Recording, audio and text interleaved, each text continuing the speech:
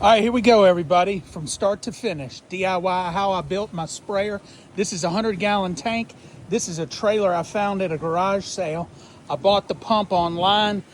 Bought all this at a pressure washer store. I walked in and bought everything. I'm gonna show you how to do it. I got a three-way valve on here so that if I turn the handle this way, I've got a pressure washer so I can do spot spraying out in the field. If I turn it this way, I've got a hose going to two boomless spray nozzles. I went with a 100-gallon tank because my food plots are so far from the camp that this little 25-gallon sprayer was causing me more four-wheeler time. So check out the video. I'm gonna show you how I do it step by step. Okay, DIY sprayer build. This is a 100-gallon tank. This is a trailer that I found at a garage sale that I put a sheet of plywood on, some cheater blocks up front to stop it because 100 gallons of spray gets heavy. This is a little block in the back that I'm attached 3/8 tubing. I got some boomless spray nozzles, and I'm gonna show you how to do it so you can hook it up to a 12-volt sprayer. All right, so the goal for today is I'm swapping out. I'm going from a 3-gallon per minute with 45 PSI to a 4-gallon per minute 60 PSI pump. I just wanted a little something extra to throw out more spray and get a big sprayer pattern. I bought it at Northern Tool, and when I did, I got this funky looking connection. So I went to Napa, I bought a 12-volt connection, some connectors, so I'm gonna splice that in real quick. All right, I'll give you a quick tour around the table of what we're gonna use today. So here's our pumps. At the end of this pump, I had this funky little attachment that wasn't a typical 12-volt. So I went to Napa Auto Parts. I bought one that was double-ended. You can see right here that it had two of them. I cut one off, spliced it on. Now I have your typical 12-volt attachment, and I used a couple crimps. Then over here, so this was at Northern Tool, Napa Auto Parts, electrical tape Napa. 12-volt harness, I get a lot of these at Northern Tool or Tractor Supply. Their online store has a lot of these. I also get the the automotive cigarette adapter, as well as there's a split tail you can clip onto a battery that I use as well that I'll show later. Now, a lot of my parts, my 1/2 to 3/8 barb, I go look for a car wash supply. They'll be obvious. They'll be in Baton Rouge. I use Bozeman. They're the car wash people. They're selling Cat pumps, Honda generators, things for people that are doing the sidewalk and driveway pressure washers. They're selling all of these parts that we're about to go through. So strainers and everything. All right. So now what we're gonna do, first thing we're gonna mount this pump onto the tank. It's got the little base. I've got some screws for it right here. So we're about to get after it. All right, so now I got my pump attached to my tank. It ain't moving, it's on there good. I've got some screws with washers. When they sell you the pump, it comes with these little rubber fixtures. And then down on the inside of my tank, you're not gonna be able to see it, but up underneath, I've got some washers and some locking nuts. What I'm gonna do now is I have drilled a hole in my tank. I'm gonna start working this tube right here.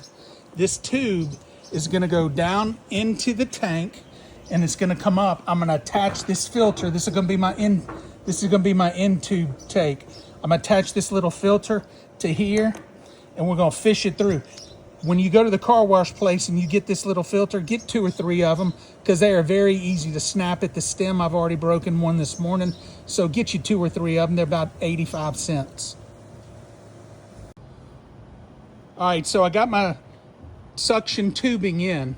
You can see down in my tank, it just lays in there, and then there's the filter. So I've got enough so that it lays down in there. Sometimes these little filters will float, so you may need to attach a weight to it, but it's going up through there, out, and now I'm about to start putting on my fittings, and as I do it, I'm gonna show you how I attach it to the pump.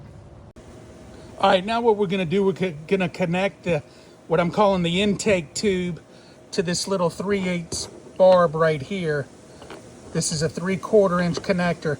This is a filter system, so I'm gonna screw this on. I took it off because during your use, you're gonna wanna take it off, and this little metal screen pops out. You're gonna wanna keep that clean. So you're gonna put that in, and then we've got a 3/4 inch threaded barb that's gonna go into the pump. And so we're gonna go into the pump, thread it into the filter, and this is gonna thread into our 3/8 tubing. So I'm gonna go ahead and assemble that for you. And again, all of this right here that you're seeing, you need to go find a car wash sprayer or somebody who's doing the pressure washers for the soft washes for sidewalks, driveways, whoever's selling all that, this is where you'll get all these little components.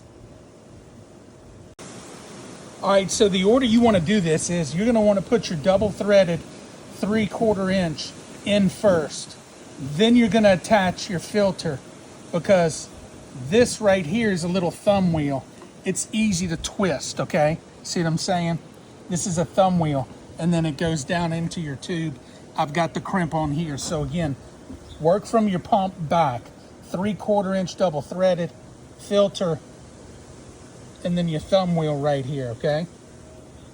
So now that's done. Now I'm gonna come out the other side where the water's gonna come out. I'm gonna put a 3-way valve on for you. I'm gonna attach it to my boomless sprayer nozzles back here. And then I also got a spray wand. So we'll have 2 options for you.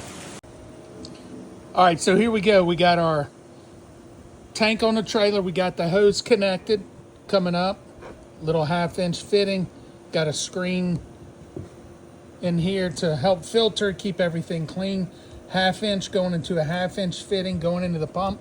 Coming out, I swapped out to a brass 1/2 inch fitting. Now I'm gonna thread on this 3-way knob valve. So what I'm gonna do here is I'm gonna thread this on. I'll tighten it down in just a second. I'm gonna go to my boomless sprayer nozzle, and then I'm gonna come out here and I'm gonna go to this spray gun that's on the ground laying right over there. So I'll be able to do both. All right, so here we go. We got it tightened up. I got my lines connected all the way down here. Back here, I got some boomless spray nozzles that I'm liking. Then I can go out here to the other side where my spray nozzle is. And so here we go. We're shooting it up in the air. It's windy. That's a good 15, 20 feet.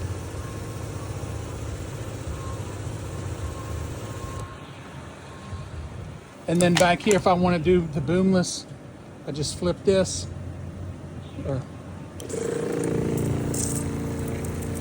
And it's spraying. I do like a little bit of overlap, but I'm getting a good 13, 14 feet out of that.